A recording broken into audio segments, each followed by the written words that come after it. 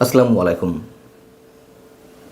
দর্শক, দেশ যে একটা তুমুল রক্তক্ষয়ী সংঘর্ষের দিকে এগোচ্ছে এই কথা নিশ্চয়ই এখন আর ভুল বলে মনে করার কিছু নেই। আমরা আতঙ্কিত শঙ্কিত। নতুন করে যে সংবাদটি শুনলাম তা বিষয়টিকে আরও স্পষ্ট করে তুলছে। আমরা শুনতে পেলাম যে দুর্বৃত্তের গুলিতে আহত হয়েছেন জাতীয় নাগরিক পার্টি এনসিপির খুলনা বিভাগীয় প্রধান এবং এনসিপির যে সহযোগী সংগঠন জাতীয় শ্রমিক শক্তি তার কেন্দ্রীয় সংগঠক মোতালেব শিকদারকে মাথায় গুলি করে আহত করা হয়েছে। তিনি আশঙ্কাজনক অবস্থায় রয়েছেন। বেলা 11:15টার দিকে এই ঘটনা ঘটে। আমরা নিঃসন্দেহের তীব্র নিন্দা জানাই, প্রতিবাদ জানাই, কিন্তু প্রশ্ন হচ্ছে এই যে নিন্দা জানাচ্ছি, এই যে প্রতিবাদ জানাচ্ছি, তাতে আসলে কি হচ্ছে? যারা বিশেষ ষড়যন্ত্রে লিপ্ত হয়ে উঠেছেন তাতে কি এই নিন্দা, এই প্রতিবাদগুলো তাদের কর্ণকুহরে পৌঁছে কোনো ধরনের প্রতিক্রিয়া সৃষ্টি করতে পারছে না? তারা তাদের উদ্দেশ্যের দিকেই ধাবিত হচ্ছে। কদিন আগে ইনকিলাব মঞ্চের আহ্বায়ক শরীফ ওসমান হাদিকে গুলি করা হলো। তারপরের কি অবস্থা তা তো আমরা সবাই জানি। তাকে ভাগ্যের নির্মম পরিহাস বরণ করতে হলো। এবং এই ঘটনাকে কেন্দ্র করে যেদিন হাদিকে গুলি করা হলো সেই দিনই বিএনপি এবং জামাত একে অপরকে দায়ী করে নানান ধরনের মন্তব্য করা শুরু করলো। আবার সরকারের পক্ষ থেকে বলা হলো, দাবি করা হলো যে এই ঘটনা ঘটিয়েছে আওয়ামী লীগের মাধ্যমে ঘটানো হয়েছে। এখন আমাদের সবার কাছে পরিষ্কার যে বিশেষ একটি শক্তি ঘোলা পানিতে মাছ শিকারের চেষ্টা করছে। উদ্দেশ্য কি? উদ্দেশ্য এর আগেও বলেছি, এখনও বলছি, উদ্দেশ্য 12ই ফেব্রুয়ারি নির্বাচনে যে তফসিল ঘোষণা করা হয়েছে সেই নির্বাচনকে প্রতিহত করা, সে নির্বাচনকে প্রলম্বিত করা। আর তার আগে বিএনপির ভারপ্রাপ্ত চেয়ারপারসন তারেক রহমান যে দেশে আসার প্রস্তুতি নিচ্ছেন, মোটামুটি সব দিক থেকে নিশ্চিত যে তিনি 25শে ডিসেম্বর দেশে ফিরবেন, তার এই দেশে আসার ঠেকানোটা অন্যতম প্রতিরোধ। নইলে কেন বিভিন্ন কর্নার থেকে এই ধরনের কথা উচ্চারিত হবে যে 25শে ডিসেম্বরের মধ্যে ভারতে পালিয়ে থাকা খুনি বা শেখ হাসিনা সহ তার দলের নেতাদের ফিরিয়ে না দেওয়া হলে 25শে ডিসেম্বর ভারতের বাংলাদেশে অবস্থিত ভারতের বিভিন্ন স্থাপনায় হাই কমিশন অফিস গুড়িয়ে দেওয়া হবে, জ্বালিয়ে দেওয়া হবে, ঘেরাও করা হবে। কেন বেছে বেছে 25শে ডিসেম্বর শব্দটি তারা উচ্চারণ করছে?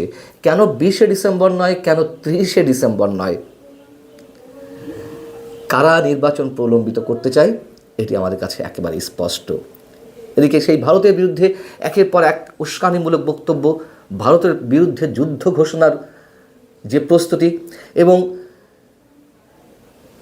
ভারতের বিরুদ্ধে জামায়াত শিবিরের 50 লাখ যুবক যুদ্ধ করতে প্রস্তুত, এই ঘোষণা তো জামায়াতের নায়েবে আমির ডক্টর আবদুল্লাহ তাহের সাহেব তিনি নিজেই দিয়ে দিয়েছেন।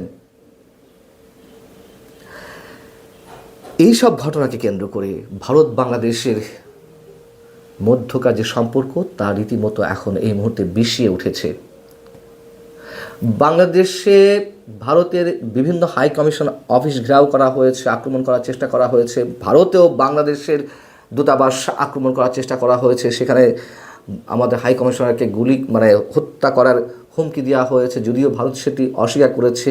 আমাদের পররাষ্ট্র উপদেষ্টা মিস্টার তৌহিদ হোসেন তিনি বলেছেন যে কথা সত্য, যে সেখানে আমাদের হাই কমিশনারকে হত্যা করার হুমকি দেওয়া হয়েছে। সব মিলিয়ে কোন অবস্থার দিকে যাচ্ছি আমরা? এবং এই যখন প্রশ্ন আমাদের সবার সামনে, তার মধ্যে আবার পাকিস্তানের কোনো পত্রিকাতে গুজব ছড়ানো হচ্ছে যে বাংলাদেশে ভারতের সীমান্তে আমাদের যুদ্ধাস্ত্রগুলো সেখানে মজুত করা হচ্ছে। টাইমস অফ ইসলামাবাদ তারা বলছে ভারতের সাথে চলমান সীমান্ত উত্তেজনার মধ্যে তুরস্কের তৈরি টিআরজি 300 এবং টিআরজি 230 গাইডেড রকেট সিস্টেম দিয়ে বাংলাদেশ তার আর্টিলারি সক্ষমতা জোরদার করছে। ফোর্সেস গোল 2030 আধুনিকীকরণ পরিকল্পনার অধীনে অর্জিত এই নির্ভুল অস্ত্রগুলি প্রতিবেশী হুমকির বিরুদ্ধে সম্ভাব্য প্রতিরক্ষামূলক অভিযানের জন্য বর্ধিত পরিসর এবং নির্ভুলতা প্রদান করে। এদিকে শোনা যাচ্ছে বিপ্লবী সরকার গঠন হয়েই যাচ্ছে, এমনটা শোনা যাচ্ছে। এবং বিপ্লবী সরকারের দাবিও তোলা হয়েছে, এবং এই দাবি শুরু থেকেই তো যারা জুলাই অভ্যুত্থান ঘটালেন তাদের মুখ থেকে আমরা শুনতে পারছি। বিপ্লবী সরকারের রাষ্ট্রপতি কে হবেন, প্রধানমন্ত্রী কে হবেন, সেগুলো নাকি সব ঠিকঠাক।